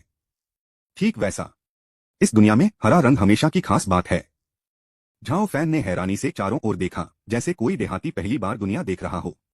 म्यू वो के पीछे खड़े म्यू कबीले के 2 लोगों ने यह सीन देखकर तुरंत मजाकिया मुस्कान दी। झाओ फेंग की तुलना में यूशी ज्यादा रिजर्व्ड है। वह खास तौर पर हैरान नहीं लग रहा था, उसने बस शांति से चारों ओर देखा। उसके शांत स्वभाव और शांति ने इज्जत या बेइज्जती की परवाह न करते हुए म्यू बिंगकिंग को, जो चुपके से उसे देख रहा था, उसकी और भी ज्यादा तारीफ करने पर मजबूर कर दिया। स्वर्ग और पृथ्वी की आध्यात्मिक ऊर्जा बहुत समृद्ध है, बाहर की तुलना में कई गुना अधिक समृद्ध। क्या यह आत्मा संग्रह सरणी के कारण हो सकता है? झाओ फेंग ने एक गहरी सांस ली और अनगिनत आध्यात्मिक ऊर्जाएं तुरंत काम करने लगी, इसलिए उसे खुद से सांस अंदर बाहर करने की जरूरत नहीं पड़ी। यह पहली बार था जब झाओ फांग ने इतनी समृद्ध आध्यात्मिक ऊर्जा देखी थी। यह कोई सरणी नहीं है। मैं इसमें लकड़ी के सार का एक अंश देख सकता हूं। यही वह सोर्स है जो वुड क्लैन को स्वर्ग और पृथ्वी की इतनी रिच स्पिरिचुअल एनर्जी के साथ साथ एक वाइब्रेंट माहौल भी देता है। यूशी ने अपना सिर हिलाया। ओरिजिन? यह क्या बकवास है? झाओ फेंग ने हैरान होकर पूछा। तथापि उसने देखा कि म्यू बिंग किंग और आगे चल रहे दूसरे लोग एक ही समय पर मुड़े और यूशी को अविश्वास से देखने लगे, जैसे उन्होंने कोई भूत देख लिया हो। यूशी ने भौहें चढ़ाई। उस पल उसे एहसास हुआ कि वह बहुत ज्यादा दिखावटी हो गई थी। तब वह बहुत कम बोलती है, लेकिन इससे म्यू बिंग किंग और दूसरों को हैरानी और उलझन भरे अंदाज में उसे देखने से नहीं रोका जा सका। वे ज्यादा दूर नहीं चले थे। झाओ फेंग ने तभी पास ही आसमान में एक बहुत बड़ा पेड़ देखा, ऐसा पेड़ जो सूरज और चांद को टक्कर देता हुआ लग रहा था। उस बड़े पेड़ ने अपनी हरी भरी पत्तियों से तारों भरे आसमान को ढक लिया था और पूरे वुड क्लैन फॉरेस्ट को घेर लिया था। उन डालियों और पत्तियों के बीच हल्की क्रिस्टल जैसी हरी रोशनी चमक रही थी, जैसे छोटी चमकती मोमबत्ती की लौ जो समुद्र में खोए हुए लोगों को घर लौटने की उम्मीद दे रही थी। विशाल पेड़ के नीचे वहां एक बड़ा शहर है। यह बड़ा शहर पेड़ों के सहारे बना था और यह बहुत बड़ा था, किसी बड़े काल्पनिक जानवर जैसा। जब झाओ फेंग और उनका ग्रुप शहर में पहुंचे तो वे यह देखकर हैरान रह गए कि शहर कई 100 फीट ऊंचा था, लेकिन उसमें कोई गेट नहीं था। क्या आप अक्सर वहां तक उड़ते हैं? झाओ फेंग ने दिलचस्पी से पूछा। म्यू बिंग किंग ने कहा, किंगमू शहर के ऊपर नो फ्लाई जोन है, मार्शल सेंस सहित कोई भी वहां उड़ नहीं सकता। तो फिर तुम अंदर कैसे आए? तुम्हें जल्द ही पता चल जाएगा, म्यू बिंग किंग ने रहस्यमयी मुस्कान के साथ कहा। जैसे ही वह बोला, म्यू वो आगे बढ़ा और उसकी भौहों के बीच की जगह को छुआ। उसकी भौहों के बीच 7 पत्तों के निशान से अचानक रोशनी निकली जो एक किरण में बदल गई और आसमान में चली गई। उसी समय मूवू चिल्लाया, मैं मूवू हूं, अब शहर लौट रहा हूं। कृपया रास्ता नीचे कर दें। प्राप्त करें। विशाल वृक्ष के भीतर से एक शांत आवाज आई। क्या वह पेड़ जिंदा है? झाओ फेंग हैरानी से देखने लगा। पर जल्द ही एक अजीब बात हुई। शहर की दीवार पर म्यूवू के 7 पत्तों का निशान छपने के बाद शहर के अंदर के पुराने पेड़ हिलने लगे। इसके तुरंत बाद जैसे जैसे हजारों डालियां मुड़ती और घूमती गईं, वे एक दूसरे में उलझ गईं और एक ब्रांच ब्रिज बन गया जो म्यूवू तक फैला हुआ था। चैप्टर 326 यूशी की पहचान। वाह, शहर के लोग सच में मजा करना जानते हैं। झाओ फेंग की आंखें चमक उठीं और उसने तारीफ की। इसमें कोई हैरानी की बात नहीं है कि शहर के कोई गेट नहीं थे। पता चला कि वहां मोबाइल लिफ्ट थीं। चल दर। जैसे ही म्यू बिंग किंग बोल रही थी, वह ब्रांच ब्रिज पर चढ़ गई। झाओ फेंग भी उनके ठीक पीछे था। उस पर पैर रखते ही झाओ फेंग को नरमी या नाजुकता का कोई निशान महसूस नहीं हुआ, बल्कि वह उसके पैरों के नीचे बहुत मजबूत था। ऐसा लगा जैसे मैं ठोस जमीन पर चल रहा हूं। जब सब लोग ब्रांच ब्रिज पर आ गए तो ब्रांच ब्रिज फिर से ऊपर उठा और शहर की तरफ चमकता हुआ चला गया। ब्रांच ब्रिज पर खड़े होकर नीचे जमीन की ओर देखते हुए शहर की हर चीज मेरी आंखों के सामने रखी हुई थी। जैसे ही झाओ फेंग ने अपने पैरों की ओर देखा, शहर में वुड क्लैन के अनगिनत सदस्य भी उसे देख रहे थे, इस बाहरी व्यक्ति को आंक रहे थे। मोबाइल लिफ्ट शहर के एक बड़े हॉल के सामने उतरी। Zhao Feng, Mu Bing Qing और दूसरों के पीछे नीचे चला गया। मेन हॉल के एंट्रेंस पर बड़ी संख्या में मू ट्राइब के सदस्य इकट्ठा हुए थे। इनमें से ज्यादातर वुड क्लैन के सदस्यों की भौहों के बीच 6 या 7 पत्तों का निशान होता है। बहुत कम लोग 8 पत्तों वाले स्टेज तक पहुंच पाते हैं। यह देखकर झाओ फेंग ने थोड़ा सा मुंह बनाया। यहां आने के रास्ते में वह पहले ही सीख चुका था कि वुड क्लैन के सदस्यों की ताकत का पता कैसे लगाया जाए। 8 पत्तों वाला निशान बाहरी दुनिया में एक योद्धा संत के बराबर है। वुड क्लैन एक पुरानी रेस है, लेकिन क्लैन में आने के बाद झाओ फेंग ने जितने भी क्लैन मेंबर देखे, उनमें से उसने सिर्फ म्यू बिंग किंग को देखा, जो 8वें लीफ लेवल पर था, जिससे वह सच में हैरान रह गया। वुड क्लैन के सदस्य साफ तौर पर इस बाहरी व्यक्ति झाओ फेंग के बारे में बहुत उत्सुक थे। वे इशारा कर रहे थे और कुछ ऐसा कह रहे थे जो समझ में नहीं आ रहा था। कुछ लोग ठंडेपन से देख रहे थे। जब उन्होंने झाओ फेंग को देखा तो उनकी आंखें बहुत बेपरवाह थीं। म्यू बिंग किंग झाओ फांगयुक्सी को एक बड़े हॉल में ले गया। कृपया यहाँ एक पल रुकिए, मैं जाकर 5वें एल्डर को सूचित करूंगा। ये बातें कहने के बाद म्यू बिंग किंग और बाकी सब चले गए। खाली हॉल में केवल झाओ फांग और यूशी ही बचे थे। क्योंकि यह किसी और का इलाका था, इसलिए इस बात की कोई गारंटी नहीं थी कि वहां छिपकर सुनने के दूसरे तरीके छिपे हों। दोनों ने बातचीत नहीं की, बस एक दूसरे को ऐसे देखा जिससे गहरी समझ का पता चलता था। जल्द ही बिखरे हुए कदमों की आवाज सुनाई दी। म्यू बिंग किंग, जो पहले चले गए थे, वापस आ गए। जब वह गई तो अपने साथ 5 लोगों को ले गई और जब वापस आई तो भी अपने साथ 5 लोगों को ले गई। फर्क सिर्फ इतना है, म्यूवू समेत जो ग्रुप गया उसमें सिर्फ 6 या 7 लोग थे। अब जो 5 लोग सामने आए हैं उन सभी के माथे पर 7 पत्तों का निशान है। म्यूवू के 7 पत्तों के उलट उनके सामने खड़े 5 लोगों के 7 पत्तों के निशान गहरे रंग के थे। उनमें से 2 की भौहों के बीच पहले से ही 8 फैंटम पत्ते दिखाई दे रहे थे। साफ है उन्हें 8 पत्तों के दायरे में सही मायने में प्रवेश करने में ज्यादा समय नहीं लगेगा। बेशक झाओ फेंग को सबसे ज्यादा हैरानी उस बूढ़ी औरत ने दी जो उन 5 लोगों की लीडर थी। उसकी भौहों के बीच 8 पत्तों का निशान था, लेकिन उसका रंग बहुत गहरा था, जिससे साफ पता चल रहा था कि वह 8 पत्तों वाली स्टेज के पीक पर पहुंच गया था। वह म्यू बिंगकिंग जैसी किसी से बिल्कुल भी तुलना नहीं कर सकती, जिसने अभी अभी एट लीव्स स्टेज में कदम रखा है। लेकिन बूढ़ी औरत में कोई डरावनी शान नहीं थी। म्यू बिंगकिंग ने उसकी मदद की, उसके कदम लड़खड़ा रहे थे और ऐसा लग रहा था कि वह मरने वाला है। लेकिन झाओ फेंग ने उसे कम आंकने का कोई संकेत नहीं दिया। इसके बजाय उसका एक्सप्रेशन गंभीर हो गया, क्योंकि उसे उस बूढ़ी औरत से एक डरावनी आभा निकलती हुई महसूस हुई जो स्नो रीजन के पूर्वज की आभा से 10 गुना ज्यादा तेज थी। इस आभा के नीचे उसे तूफान में फंसी एक छोटी नाव जैसा महसूस हो रहा था, जिसे बूढ़ी औरत चाहे तो कभी भी पलट सकती थी। इस एहसास ने तुरंत झाओ फेंग के चेहरे के भाव बदल दिए। भाई झाओ, बहन युक्सी, मैं दादी लियू हूँ, मेरे म्यू कबीले की 5वीं बड़ी। उनके आने पर म्यू बिंगकिंग ने उनका परिचय कराया। Junior Zhao Feng, Yushi, senior granny Liu को बधाई देते हैं। दोनों ने तुरंत आदरपूर्वक सिर झुकाया। हे, मैंने सुना है कि तुमने गोल्डन बुल को मार दिया। आज तुम्हें देखकर लग रहा है कि तुम सच में जवान और होनहार लग रहे हो। बूढ़ी औरत के बाहर आने के बाद उसकी नजर झाओ फेंग और यूशी पर पड़ी और आखिर में झाओ फेंग पर पड़ी और उसने मुस्कुराते हुए कहा। दादी लियू की नजर में झाओ फेंग को ऐसा लगा जैसे उसके सारे राज उनके सामने खुल गए हों। मेरा सदमा और बढ़ गया। सीनियर, आप मेरी तारीफ कर रहे हैं। मैं तो बस जिंदा रहने की कोशिश कर रहा था और इत्तेफाक से मैं बैल को मारने में कामयाब हो गया, झाओ फेंग ने विनम्रता से कहा। अरे तो गोल्डन बुल से बच निकलना भी सिर्फ एक इत्तेफाक था। दादी लियू हंसी, लेकिन फिर बात बदल दी। जवान लोगों का विनम्र होना अच्छी बात है, लेकिन बहुत ज्यादा विनम्रता दिखावटी लग सकती है। इसीलिए मेरे मुंह कबीले के लोग बाहरी दुनिया से मिलना जुलना पसंद नहीं करते। झाओ फेंग के पास कहने के लिए शब्द नहीं थे। वह आखिरकार एक बार विनम्र होने में कामयाब हो गया था और इसके बजाय उसे डांट पड़ी। धत तेरे की, अगर तुम एक टॉप मार्शल सेंट नहीं होते, तुम्हारा एक पैर डिवाइन दायरे में है और मैं तुम्हें हरा नहीं सकता, तो क्या तुम्हें लगता है कि मैं तुम्हारे सामने विनम्र होता? झाओ ने मन ही मन कोसा, लेकिन बाहर से शांत रहा और बहुत ही सच्चे लहजे में कहा, सीनियर सही कह रहे हैं। यह सुनकर दादी लियू ने सिर हिलाया और उनकी धुंधली आंखें यूशी की ओर मुड़ गईं। मैंने सुना है कि आप फॉर्मेशन में एक्सपर्ट हैं। मुझे इसके बारे में थोड़ा बहुत पता है। मुझे तुमसे एक खास आभा निकल रही है। तुम इंसान नहीं हो। ग्रैनी लियू की नजरें थोड़ी तेज हो गईं और वह अचानक बोली, मुझे भी नहीं पता, लेकिन यादों के टुकड़े मेरे दिमाग में आते रहते हैं। यह सुनकर दादी लियू का चेहरा और भी गंभीर हो गया। विरासत में मिली यादें? लगता है तुम सच में इंसान नहीं हो। वाह, यह तो बेइज्जती जैसा लगता है। झाओ फेंग ने अपनी आंखें घुमाई। क्या इस बूढ़ी औरत के लिए तुम्हारी जन्मजात सुपरनेचुरल काबिलियत को देखना आसान होगा? दादी लियू की आंखें थोड़ी सिकुड़ गईं और पता नहीं क्यों उन्हें यूशी में इतनी गहरी दिलचस्पी हो गई थी। यूशी चुप रहा। यह देखकर दादी लियू ने धीरे से कहा, इस बूढ़ी औरत का कोई बुरा इरादा नहीं है। चूंकि तुम तैयार नहीं हो, इसलिए यह बूढ़ी औरत तुम्हें मजबूर नहीं करेगी। सीनियर गलत समझ रहे हैं। बात बस इतनी है कि मेरा टैलेंट बहुत खास है और इसे इस्तेमाल करने में थोड़ी परेशानी होती है। जैसे ही उसने यह कहा, यूशी ने ऊपर देखा और उसकी साफ चमकदार आंखों में अब सुनहरा रंग झलक रहा था। दादी लियू हैरान रह गईं, लेकिन जैसे ही उन्होंने वे सुनहरी आंखें देखीं, उनका मन हिल गया। बहुत पहले दबी हुई यादें ज्वार की तरह उमड़ पड़ी और वह हैरानी से बोली, सुनहरी पवित्र आंखें। यह पहली बार नहीं था जब झाओ फेंग ने यह शब्द सुना था। उसने इस शब्द का जिक्र तब किया था जब उसका सामना चुड़ैल तांताई मियाओगे से हुआ था। यह असल में गोल्डन होली आई है जो हजारों साल पहले गायब हो गई थी। यह उसी कबीले का है। दादी लियू ने खुद से कहा, उनकी आंखें हैरानी से भर गईं। जाहिर तौर से उसे यूशी की पहचान और बैकग्राउंड का एहसास हुआ।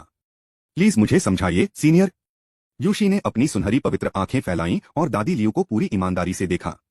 झाओ फेंग भी ऐसा ही था। उसने युक्सी को उसके लोगों को ढूंढने और उसे सुरक्षित रूप से उसके कबीले तक वापस पहुंचाने में मदद करने का वादा किया, लेकिन अभी तक उसे यूशी की पहचान या वह कहाँ रहती है यह पता नहीं चल पाया है। अगर मैं उसे भेजना भी चाहूं तो यह दुनिया इतनी बड़ी है, उसका होमटाउन कहाँ है? दादी लियू उलझन में दिख रही थीं, जैसे उन्हें झिझक हो रही हो कि सामने वाले लड़के को बताएं या नहीं। सीनियर, मैं बिल्कुल अकेला हूं, जंगल में भटक रहा हूं, क्योंकि मुझे नहीं पता कि मेरे लोग कहाँ हैं। मैं कई सालों से उन्हें ढूंढ रहा हूं, लेकिन कोई खबर नहीं मिली। अब जब आपको पता चल गया है तो प्लीज मुझे बताइए। मैं हमेशा आपका शुक्रगुजार रहूंगा। यूशी ने गंभीरता से कहा।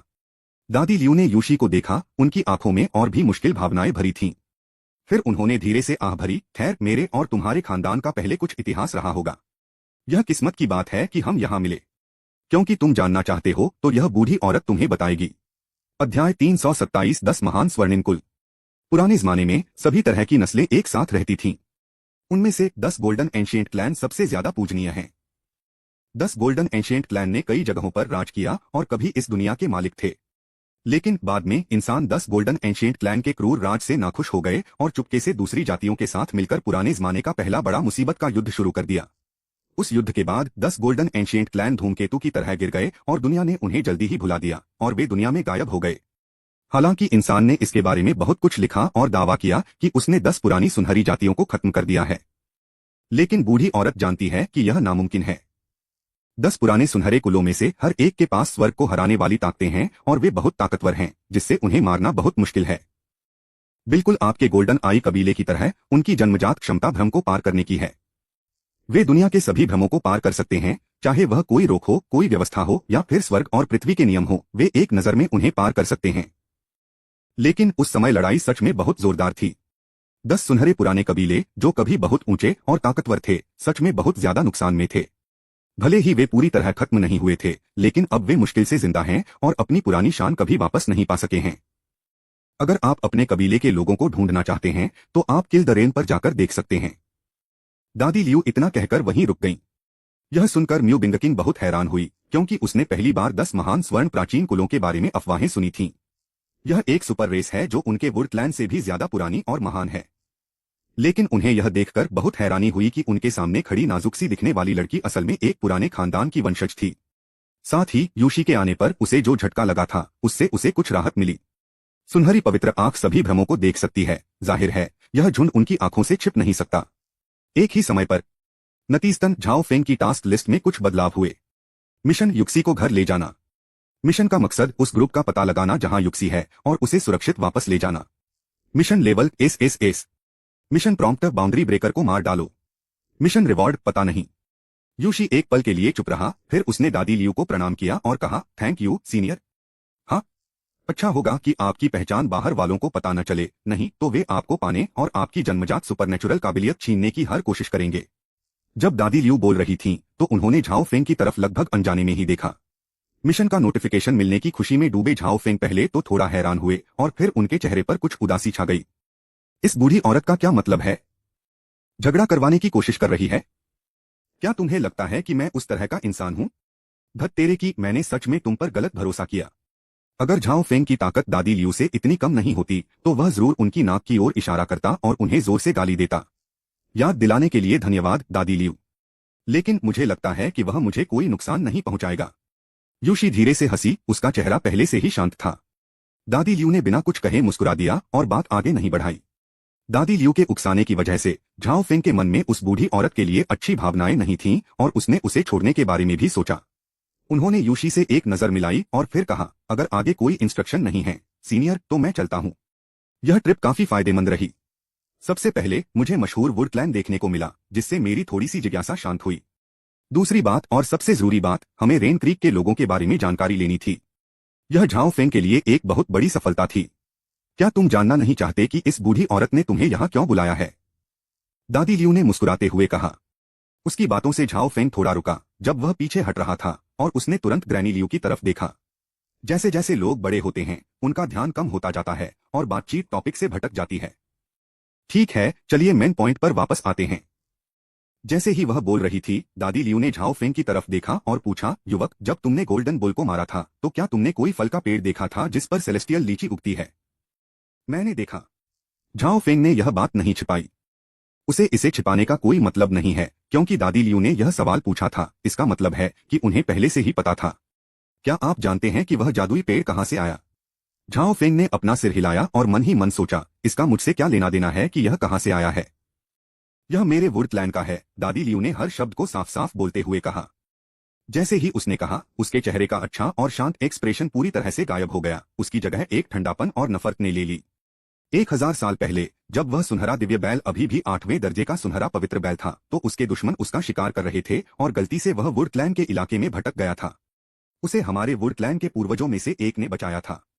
उसके बाद वह वुड क्लैन में रहा और वुड क्लैन के अंदर स्वर्ग और पृथ्वी की बहुत ज्यादा स्पिरिचुअल एनर्जी की मदद से उसने एक स्पिरिट बीस्ट की बेड़ियां तोड़ दी और एक डिवाइन बीस्ट के दायरे में कदम रखा। हमारे पूर्वज ने शुरू में सोचा था कि पवित्र बैल का दिव्य बैल के दायरे में घुसना हमारे कबीले के लिए बहुत मददगार होगा, लेकिन उन्होंने कभी उम्मीद नहीं की थी कि गोल्डन पवित्र बैल के दिव्य जानवर के दायरे में घुसने के बाद उसने अपना कोमल रूप बदल लिया और हमारे वुड कबीले के सदस्यों को मारना शुरू कर दिया। जब हमारे पूर्वज ने उससे लड़ाई की तो उन पर हमला हुआ और वे वहीं बुरी तरह घायल हो गए। खुशकिस्मती से कबीले के दूसरे सदस्यों ने बड़ी बनावट को एक्टिवेट कर दिया जिससे वे दिव्य बैल का सामना कर सके और पूर्वज को बचा सके। हालांकि जाने से पहले दिव्य बैल ने हमारे वुड कबीले की रक्षा करने वाले 2 पवित्र पेड़ों में से एक wind and thunder immortal tree को खोद डाला। इसके बाद दिव्य बैल ग्रेट रुइंस फॉरेस्ट में भाग गया जहां उसका राज था। हमारे वुड क्लैन ने बार बार दिव्य बैल से लड़ने की कोशिश की, खोदे गए wind and thunder immortal tree को वापस पाने की कोशिश की, लेकिन हर बार हमें बुरी तरह हार का सामना करना पड़ा। यह सुनकर झाओ फेंग को थोड़ा बहुत अंदाजा हुआ कि दादी लियू ने उसे यहाँ क्यों बुलाया है, लेकिन उसे पूरी तरह से यकीन नहीं था। जब पता चला कि कबीले का खजाना चोरी हो गया है तो मुखिया को बहुत दुख और गुस्सा आया और जल्द ही वह बहुत ज्यादा गिल्ट और पछतावे से भरकर गुजर गया। यह सुनहरा दिव्य बैल बहुत घमंडी है। इसने न सिर्फ हमारे कबीले का wind and thunder immortal tree अपनी मांद में लगाया बल्कि बड़े पैमाने पर कई पौधे भी उगाए। जिस आइलैंड पर सुनहरा बैल है वहां विंड एंड थंडर इमोर्टल लीची इन्हीं पौधों का प्रोडक्ट है। बीच में बोलने के लिए माफ करना, लेकिन इसका आपके हमें यहाँ बुलाने से क्या लेना देना है। झाओ फेंग अब दादी लियू की बेकार और फालतू बातें और बर्दाश्त नहीं कर सका, इसलिए उसने हिम्मत करके पूछा, युवक इतने उतावले मत बनो, धैर्य रखो।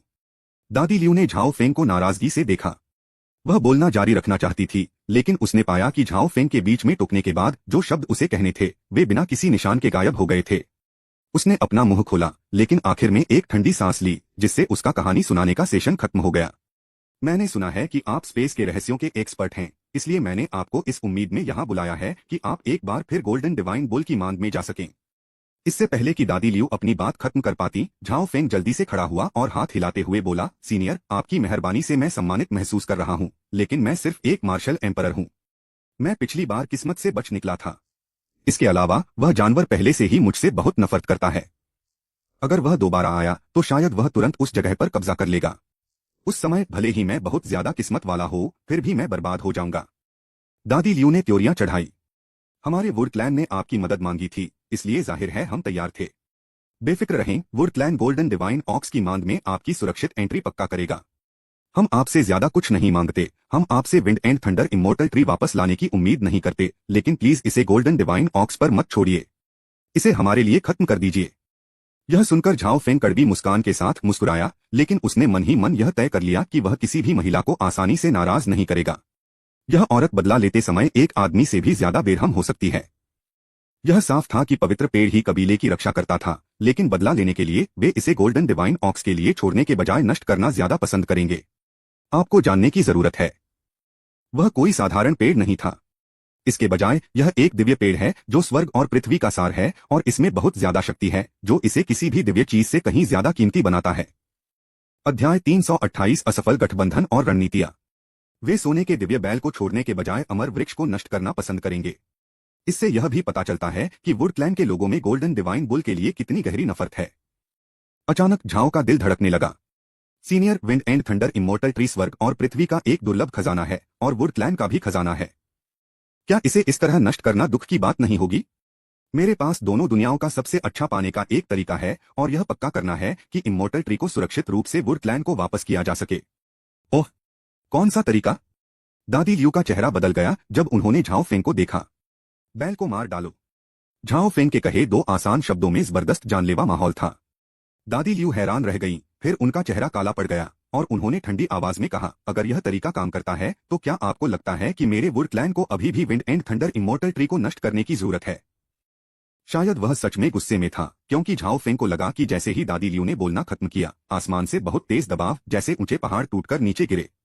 एक पल के लिए झाओ फेंग को लगा कि वह सांस नहीं ले पा रहा है, लेकिन आखिर वह एक ऐसा आदमी था जिसने गोल्डन डिवाइन ऑक्स और 9 सिर वाले पर्पल मिस्टिक लायन की दबाव वाली आभा को झेला था, तो वह इस सिर्फ आभा से कैसे दब सकता था?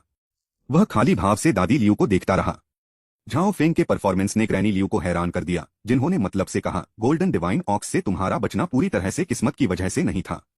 फिर उसने बात बदली, लेकिन गोल्डन डिवाइन ऑक्स पहले से ही एक बहुत बड़ी ताकत बन चुका है और उसे मारना बहुत मुश्किल होगा। इसमें खतरा उससे कई गुना ज्यादा है जितना कि अगर आप गोल्डन डिवाइन ऑक्स की मांद में घुसकर wind and thunder immortal tree को नष्ट कर दें। उसने ज्यादा कुछ नहीं कहा, लेकिन इसका मतलब यह था कि आपका अजीब आइडिया सुसाइडल था और उस बूढ़ी औरत का चुपके से अंदर आने का पिछला सुझाव कहीं बेहतर था। सीनियर, क्या आपने सोचा है कि अगर मैं किस्मत से गोल्डन डिवाइन बुल की मांद में घुस भी जाऊं और wind and thunder immortal tree को नष्ट कर दूं तो क्या होगा अगर गोल्डन डिवाइन बुल पागल हो जाए और वुड क्लैन पर अपना भयानक गुस्सा निकाल दे? झाओ फेंग की बातों से दादी लियू का चेहरा तुरंत काला पड़ गया। तो आपका आशय क्या है? बैल को मार डालो। ये अभी भी वही दो शब्द थे, लेकिन उनमें एक पक्का इरादा था जिसे छोड़ना नामुमकिन लग रहा था। इस पक्के इरादे ने ग्रैनी लियू को हैरान कर दिया। तुम गोल्डन डिवाइन बुल को मारने के लिए इतने पक्के इरादे वाले क्यों हो? तुम्हें पता होना चाहिए कि तुम्हारे अभी के कल्टीवेशन लेवल के हिसाब से अगर तुम डिवाइन बुल से लड़ोगे तो तुम्हारे जीतने का कोई चांस नहीं है।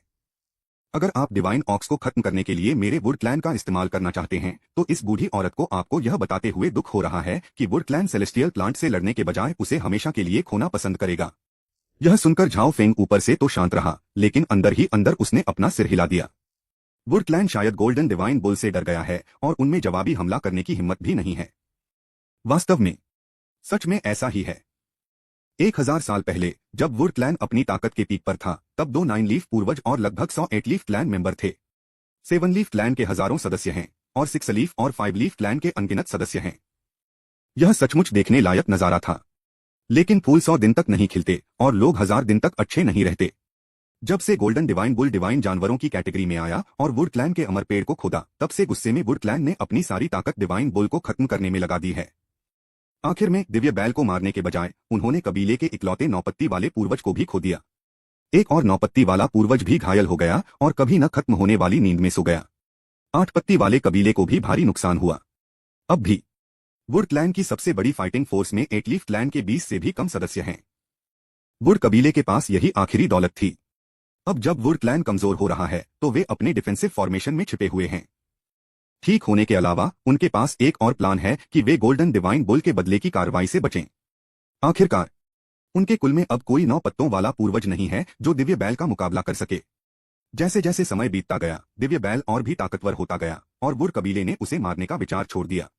लेकिन उस साल की बेइज्जती उन्हें आज भी सताती है, इसीलिए झाओ फांग ने आज यह ट्रिप किया। सीनियर, मुझमें टैलेंट नहीं है, लेकिन मैंने कसम खाई है कि 3 महीने के अंदर भले ही मैं अकेला रहूं, भले ही मैं शरीर और आत्मा से खत्म हो जाऊं, मैं उस दिव्य बैल को मार डालूंगा। झाओ फेंग हल्के से मुस्कुराया, लेकिन उसकी आवाज में एक ऐसा पक्का इरादा था जिसे माउंट ताई भी हिला नहीं सका। दादी लियू ने झाओ फेंग को गहरी नजर से देखा। थोड़ी देर बाद उसने धीरे से आह भरी, खड़ी हुई और कहा, यह अच्छी बात है कि छोटे लड़के में एम्बिशन है, लेकिन किसी अच्छी चीज की ज्यादाता बुरी भी हो सकती है। यह जानते हुए कि तुम्हारा कोई मुकाबला नहीं है फिर भी लड़ना चाहते हो, यह हिम्मत नहीं है, यह बेवकूफी है। बेशक चॉइस तुम्हारी है और तुम्हें कोई नहीं रोक सकता। आखिर में मैं अब भी चाहती हूं कि तुम अपनी कसम पूरी करो, भले ही इसके सफल होने का कोई चांस न हो। यह कहने के बाद दादी लियू ने अफसोस से अपना सिर हिलाया और कुछ नहीं कहा और बाकी 4 लोगों के साथ मेन हॉल से चली गईं। झाओ फेंग भावशून्य रहा, लेकिन उसने मन ही मन आह भरी। वे वुड क्लैन को एक ताकतवर साथी के तौर पर ला सकते थे, लेकिन ग्रैनी लियू के रवैये को देखते हुए यह एक ख्वाहिश लग रही थी। भाई झाओ, अगर तुम्हें कोई दिक्कत न हो तो तुम कुछ दिन वुड क्लैन में रहकर यहाँ खेती कर सकते हो, लेकिन प्लीज 5th एल्डर या वुड क्लैन के दूसरे एल्डर्स के सामने डिवाइन बुल को मारने की बात मत कहना, म्यू बिंगकिंग ने कहा।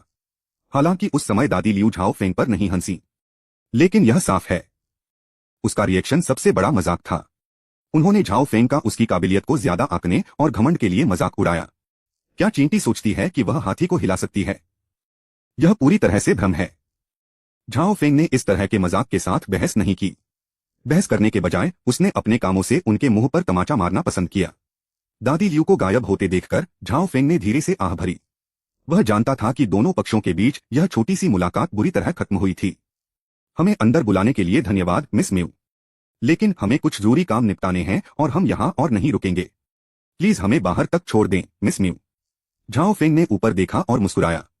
ऐसा लग रहा था जैसे जो कुछ भी अभी हुआ था उसका उसके मन पर कोई असर नहीं हुआ। म्यू बिंगकिंग ने उस पर नजर डाली और थोड़ा सिर हिलाया। झाओ फेंग और यूशी म्यू बिंगकिंग के साथ फिर से चले गए, ठीक वैसे ही जैसे वे आए थे। लेकिन जैसे ही वह महल के गेट से बाहर निकला, हवा का एक तेज झोंका झाओ फांग की ओर आया। स्पीड इतनी तेज थी, इतनी बहुत ज्यादा तेज कि झाओ फेंग के पास बचने का कोई मौका नहीं था और वह बचाव के लिए सिर्फ हाथ हिला सकता था। एक तेज पंजे ने झाओ फेंग की बाह पर वार किया और फटने की आवाज के साथ उसके दाहिने हाथ के कपड़े फट गए और उसकी स्किन पर खूनी पंजे का निशान रह गया। अचानक हुई इस घटना ने म्यू बिंगकिंग को पूरी तरह से चौंका दिया। जब तक उसे समझ आया कि क्या हो रहा है, झाओ फेंग पहले ही घायल हो चुका था। लिटिल ग्रे, तुम क्या कर रहे हो? म्यू बिंगकिंग ने पास ही में एक छोटे पतले भूरे बंदर को देखा और उसे डांटा। ची ची। ग्रे बंदर बार बार चिल्ला रहा था, जैसे वह कुछ कहना चाह रहा हो। मैं बाद में तुमसे हिसाब बराबर कर लूंगा। म्यू बिंगकिंग ने ठंडी सांस ली और जल्दी से झाओ फेंग के पास भागी, माफी मांगते हुए कहा, यह मेरी गलती है कि मैंने तुम्हें ठीक से डिसिप्लिन नहीं दिया, जिससे तुम्हें परेशानी हुई। अरे, तुम्हारा ब्रेसलेट। जैसे ही उसने यह कहा, म्यू बिंगकिंग ने अचानक झाओ फेंग के दाहिने हाथ का नीला ब्रेसलेट पकड़ लिया। उसकी आंखें चमक उठीं। मेरे ब्रेसलेट में क्या खराबी है? झाओ फेंग, जो गुस्सा होने ही वाला था, उसे अचानक म्यू बिंगकिंग का रिएक्शन देखकर कुछ याद आया। उसने अपना गुस्सा दबाया और सब्र से पूछा। अध्याय 329, प्राचीन शून्य का अतीत। मुझे ऐसा लग रहा है जैसे मैंने यह पहले कहीं देखा है। म्यू बिंगकिंग एक पल के लिए हिचकिचाया। सच में? झाओ फेंग ने अचानक म्यू बिंगकिंग का नाजुक हाथ पकड़ लिया और जोर से पूछा। म्यू बिंगकिंग ने भौहें चढ़ाई। तुम मुझे दुख पहुंचा रहे हो? ओह, मुझे बहुत अफसोस है, मैं बहक गया। झाओ फेंग ने जल्दी से उसे छोड़ दिया। क्या आप मुझे याद दिला सकते हैं कि मैंने यह ब्रेसलेट पहले कहाँ देखा था? यह मेरे लिए बहुत जरूरी है। झाओ फेंग ने जल्दी से कहा। वह परेशान कैसे नहीं होता? यह ब्रेसलेट टूटे हुए रिश्ते को जोड़ने के मिशन के लिए आइटम था। अगर गुशुन ने जोर नहीं दिया होता कि वह इसे अपने हाथ में पहने, तो वह कुछ दूरी पर अपनी पत्नी सेनबोनजाकुरा की लोकेशन महसूस कर सकता था। वह कभी भी इतना औरतों जैसा कुछ नहीं पहनेगा, भले ही आप उसे मार डालें। फिर भी इसे पहनने के बाद वह इसे अपने कपड़ों से ढक लेता था, इसलिए बाहर वालों को शायद ही पता चले। यह बात तभी पता चली जब अचानक हमला हुआ और हाथ पर पहने कपड़े फट गए। आह, मुझे अब याद आया, मैंने उसे एक बार अपनी परदादी के घर पर देखा था। जैसे उसे अभी कुछ एहसास हुआ हो, म्यू बिंगकिंग अचानक चिल्लाई। महान चाची? हाँ, वह लिटिल ग्रे का मालिक है। बिल्कुल नहीं। झाओ फेंग का एक्सप्रेशन अजीब था। उसने पास में ही चीख रहे छोटे बंदर की तरफ देखा और मन ही मन सोचा, क्या ऐसा हो सकता है कि इस बच्चे को कुछ महसूस हुआ हो और इसीलिए उसने मुझ पर हमला किया हो? आपकी परदादी का नाम क्या है? म्यू बिंगकिंग ने कहा। ऐसा लगता है कि नाम में चेरी ब्लॉसम वर्ण शामिल है। सकुरा? सेनबोनजाकुरा? झाओ फेंग की आंखें चमक उठीं और वह हंसने से खुद को रोक नहीं पाया। यह सच में ऐसा था कि जब आपको लगता है कि आप सड़क के आखिर में पहुंच गए हैं, तो एक नया रास्ता खुल जाता है। प्लीज मुझे अपनी परदादी से मिलवा दीजिए, मुझे उनसे जरूरी काम है। झाओ फेंग ने म्यू बिंगकिंग की ओर देखा और कहा। यह? म्यू बिंगकिंग हिचकिचाया। क्या हुआ? क्या कुछ परेशानी है? झाओ फेंग ने पूछा। नहीं, सच में नहीं। खास बात यह है कि मेरी परदादी कई सालों से अकेले रह रही हैं और अपने कबीले के लोगों से भी मुश्किल से मिलती हैं, बाहर वालों से तो बिल्कुल नहीं। मुझे पक्का नहीं पता कि वह तुम्हें देख पाएंगी या नहीं, म्यू बिंगकिंग ने कहा। थोड़ी देर सोचने के बाद झाओ फेंग ने ब्रेसलेट उतारकर म्यू बिंगकिंग को देते हुए कहा, प्लीज यह उसे दे दो और कहो कि यह किसी पुराने दोस्त का है। जब वह इसे देखेगी तो समझ जाएगी। म्यू बिंगकिंग ने ब्रेसलेट लिया और सिर हिलाया। तो तुम यहीं मेरा इंतजार करो, मैं अभी वापस आती हूँ। म्यू बिंगकिंग की पर्सनैलिटी ठंडी है, लेकिन वह अपने कामों में फैसला लेने वाली और कुशल है। इससे पहले कि वे अपनी बात खत्म कर पाते, वह व्यक्ति जा चुका था। क्या आप ठीक हो? यूशी ने झाओ फेंग के घाव पर नजर डाली और चिंता से पूछा। यह बस एक छोटी सी चोट है। जब तक मुझे वह सीनियर मिल जाए, मैं अपने दोनों हाथों में चोट लगने का रिस्क लेने को तैयार हूं। झाओ फेंग मुस्कुराया। ची ची। इस समय लिटिल ग्रे नाम के चालाक बंदर ने झाओ को हंसते हुए देखा और बहुत ही भरोसेमंद तरीके से उसकी नकल करने लगा। उसके हाव भाव देखकर यूशी तुरंत हंस पड़ा, जो एक तरफ खड़ा था। क्या यह इतना मजेदार है? झाओ फेंग का चेहरा काली रेखाओं से भरा हुआ था। क्या आपको नहीं लगता कि यह बहुत अच्छी तरह से नकल करता है? क्या तुम मेरा अपमान कर रहे हो? मेरा वो मतलब नहीं था। ओह डियर, मैं खुद को रोक नहीं पा रहा हूं। मुझे थोड़ी देर और हंसने दो। झाओ फेंग, छोटा ग्रे बंदर बहुत चालाक है और खासकर नकल करने में अच्छा है। यूशी के शब्दों में नकल एकदम असली जैसी थी। अवधि। झाओ फेंग ने एक बार इस बंदर को जांचने के लिए अपनी अप्रेजल स्किल्स का इस्तेमाल किया और पाया कि यह असल में एक दिव्य जानवर का बच्चा था, जिससे वह बहुत हैरान हुआ। एक ही समय पर उसके मन में एक विचार आया, जिससे वह तुरंत एक शरारती मुस्कान दे बैठा। छोटे बंदर, मेरे पास आओ। मेरे पास यहाँ बहुत सारा स्वादिष्ट खाना है, जैसे परियाड़ू, परिलीची और यहाँ तक कि एक माँ बंदर भी। मेरे पास सब कुछ है। झाओ फेंग ने अपने नरम और समझाने वाले तरीके से छोटे बंदर को अपनी ओर खींचने की कोशिश की। लेकिन छोटा बंदर चालाक था और उसके झांसे में नहीं आया। उसकी छोटी आंखों से उसकी चालाकी पता चल रही थी। धत तेरे की, यह कोई स्पिरिट बीस्ट नहीं है। इंसान भी इतना फिसलन भरा नहीं होगा। जब बंदर को धोखा देने की उसकी कोशिश नाकाम हो गई तो झाओ को मन ही मन बंदर की चालाकी पर गुस्सा आया। क्या हमें बल प्रयोग करना चाहिए? बस उन्हें किडनैप कर लेना चाहिए। जैसे ही यह आइडिया झाओ फेंग के दिमाग में आया, उन्होंने इसे रिजेक्ट कर दिया। हालांकि छोटा बंदर 7वें रैंक के आखिरी स्टेज पर था, लेकिन उसकी स्पीड इतनी तेज थी कि झाओ फेंग को भी खुद पर शर्म आ रही थी। जब तक वह क्लाउड पियर्सिंग शटल का इस्तेमाल नहीं करता, उसके पास आगे निकलने का कोई मौका नहीं होगा। नहीं तो यह सब बकवास है। लेकिन छोटे बंदर को पकड़ने के लिए क्लाउड पियर्सिंग शटल का इस्तेमाल करने से बहुत ज्यादा शोर होगा और वुड क्लैन के एक्सपर्ट्स अलर्ट हो सकते हैं, जिससे परेशानी हो सकती है। इसलिए बहुत देर तक सोचने के बाद भी झाओ फेंग को कोई अच्छा आइडिया नहीं सूझा। लेकिन तभी म्यू बिंगकिंग वापस आ गया। वह खबर भी लाई जो झाओ फेंग को सबसे ज्यादा चाहिए थी। तुम्हारी परदादी तुमसे मिलना चाहती हैं। झाओ फेंग, जो हमेशा अपने मिशन को सबसे पहले रखता था, उसे कुछ समय के लिए छोटे बंदर को फुसलाने का अपना आइडिया छोड़ना पड़ा। वह म्यू बिंगकिंग के पीछे पीछे एक पुराने जंगल के रास्ते पर चला, धीरे धीरे भीड़ से दूर होता हुआ पीछे के पहाड़ की ओर बढ़ा। रास्ते में झाओ फांग ने म्यू बिंगकिंग से उसकी परदादी के बारे में पूछा। इसके जवाब में म्यू बिंगकिंग ने कुछ भी नहीं छिपाया। मेरी परदादी एक नेचुरल मेडिसिन स्पिरिट बॉडी है, जिसका सीधा मतलब है कि वह एक नेचुरल अल्केमिस्ट हैं। थोड़ी सी कोशिश से भगवान जैसा अल्केमिस्ट बनना कोई प्रॉब्लम नहीं होगी।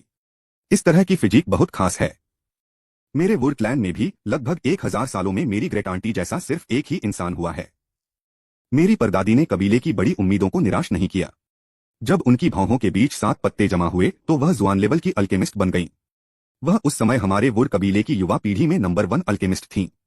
एक पुराने अमृत को बेहतर बनाने के लिए मेरी परदादी को अपना कबीला छोड़कर अमृत को बेहतर बनाने का सामान ढूंढने के लिए बाहरी दुनिया में जाना पड़ा। लेकिन अचानक उनकी मुलाकात गुशुन नाम के एक आदमी से हुई जो किसी बाहरी ताकत से आया था, और दोनों की मुलाकात बहुत अच्छी हुई। बाद में दोनों में प्यार हो गया। लेकिन जल्द ही कबीले के बुजुर्गों को इसके बारे में पता चल गया। कबीले के सदस्य हमेशा बाहरी लोगों को नापसंद करते थे और अपनी परदादी के गुशुन के साथ रिश्ते को भी नामंजूर करते थे। बाद में गुशुन ने अपनी ईमानदारी और सब्र से कबीले के बड़े बुजुर्गों को खुश कर दिया और वे उन्हें साथ रहने देने के लिए मान गए। लेकिन अच्छा समय ज्यादा दिन नहीं चला। जड़ी बूटियां इकट्ठा करते समय गुशुन एक अजीब जहर से घायल हो गया। उसे बचाने के लिए उसकी परदादी को अपना पवित्र दवा वाला शरीर छोड़ना पड़ा और उसे ठीक करने के लिए अपने खानदान की ताकत का इस्तेमाल करना पड़ा। मेरी परदादी के पिता, जो वुड क्लैन के ग्रेट एल्डर भी थे, मेडिसिन स्पिरिट होली बॉडी को खोना नहीं चाहते थे, इसलिए उन्होंने गुशुन को खुद के लिए बाहर छोड़ दिया। लेकिन मेरी परदादी चुपके से निकल गईं और आखिरकार अपने वंश की शक्ति से गुशुन को बचा लिया। नतीजतन वह खुद आधी अपाहिज हो गई, जिससे ग्रेट एल्डर बहुत नाराज हुए। गुशुन ने अपनी परदादी के खून को अपने अंदर समा लिया और मेडिसिन स्पिरिट बॉडी हासिल कर ली और वुड क्लैन का जाना माना अल्केमिस्ट बन गया। लेकिन गुशुन इससे खुश नहीं था। वह अक्सर पुराने फॉर्मूले देखता था, अपनी परदादी को मेडिसिन स्पिरिट बॉडी वापस करना चाहता था और उसने कई एक्सपेरिमेंट किए। लेकिन नतीजा यह हुआ कि उसकी परदादी लगातार कमजोर होती गई। बाद में ग्रैंड एल्डर ने बीच बचाव किया और गुशुन को सीधे वुड क्लैन से बाहर निकाल दिया। गुशुन ने ग्रैंड एल्डर से गुजारिश की कि उसे अपनी परदादी के पास वापस जाने दिया जाए, लेकिन ग्रैंड एल्डर ने साफ मना कर दिया। म्यू बिंगकिंग की कहानी सुनकर झाओ फेंग चुप हो गया, जो बहुत कम होता है। उसने कभी सोचा भी नहीं था कि पैवेलियन मास्टर के दयालु चेहरे के पीछे इतना मुश्किल अतीत छिपा होगा। ची ची। तभी सामने से बंदरों के बोलने की आवाज आई। झाओ फेंग ने ऊपर देखा और पाया कि अनजाने में वह झरनों के एक समूह के सामने पहुंच गया था। बंदर लिटिल ग्रे, जिसने पहले उसे घायल किया था, एक चट्टान पर बैठा था और झाओ फेंग की ओर हाथ हिला रहा था। अध्याय 330 अवसर। ठीक है, तुम काफी तेज हो। म्यू बिंगकिंग ने स्पिरिट मंकी लिटिल ग्रे को देखा और उसके खूबसूरत चेहरे पर एक अनोखी मुस्कान आ गई। इसे देखने के बाद झाओ फेंग को चक्कर आ गया। उसने मन ही मन आह भरी, यह सोचते हुए कि अगर यह ठंडी और अलग थलग रहने वाली औरत अचानक मुस्कुरा दे तो नजारा बहुत सुंदर हो जाएगा। हम पहुंच गए हैं, म्यू बिंगकिंग ने कहा। हम पहुंच गए। झाओ फेंग ने कंफ्यूजन में इधर उधर देखा। झरने के अलावा आसपास कुछ भी नहीं था, यहां तक कि कोई घर भी नहीं था। लिटिल ग्रे, यह तुम्हारा घर है, इसलिए तुम ही रास्ता दिखा सकते हो। म्यू बिंगकिंग ने जियाओ हुई को देखा और कहा। ची ची। लिटिल ग्रे 2 बार भौंका, झाओ फेंग की तरफ हाथ हिलाया और फिर एक झटके में बिजली की तेजी से झरने की तरफ भागा। वे पलक झपकते ही झरने के पीछे गायब हो गए। हे भगवान, यह तो पानी से ढकी गुफा है। झाओ फेंग की आंखें चौड़ी हो गईं। उसने आंखें तिरछी करके ध्यान से देखा और उसे धुंधला सा लगा कि झरने के पीछे एक छिपी हुई दुनिया है। चल दर। म्यू बिंगकिंग तेजी से आगे बढ़ा और झरने में घुस गया। झाओ फेंग और यूशी ने तुरंत उनका पीछा किया। पलक झपकते ही वे तीनों झरने के पीछे दिखाई दिए। झरने के पीछे सचमुच एक छिपा हुआ स्वर्ग था। हालांकि यह सिर्फ एक गुफा है, लेकिन इसे बहुत शांत और एकांत तरीके से सजाया गया है। अगर आपको ज्यादा पता न हो तो आप सोचेंगे कि यह कोई पवेलियन या टावर है। गुफा बहुत शांत थी और फर्नीचर बहुत ही सादा और साधारण था। कुछ आम रोजमर्रा की जरूरतों के अलावा सिर्फ एक पिल फर्नेस ही खास तौर पर आकर्षक थी। हालांकि साफ तौर पर कीमिया भट्टी का इस्तेमाल लंबे समय से नहीं किया गया था। उस पर धूल की मोटी परत जम गई थी। मेरे पीछे आओ, म्यू बिंग किंग ने कहा और झाओ फांग और बाकी दो को शेडोंग इलाके में ले गया। कई दर्जन कदम चलने के बाद अचानक नजारा खुल गया। झाओ फेंग और उसके साथी के सामने एक अंडाकार हॉल दिखाई दिया। मेन हॉल के ऊपर कई चमकदार मोती लगे हुए थे जो धुंधले माहौल को रोशन कर रहे थे। आप सब बाहर जाइए, मैं इस नौजवान से अकेले में बात करना चाहता हूं। जैसे ही झाओ फेंग ने लेआउट देखा, मेन हॉल के अंदर से एक थोड़ी थकी हुई आवाज आई। आवाज चारों तरफ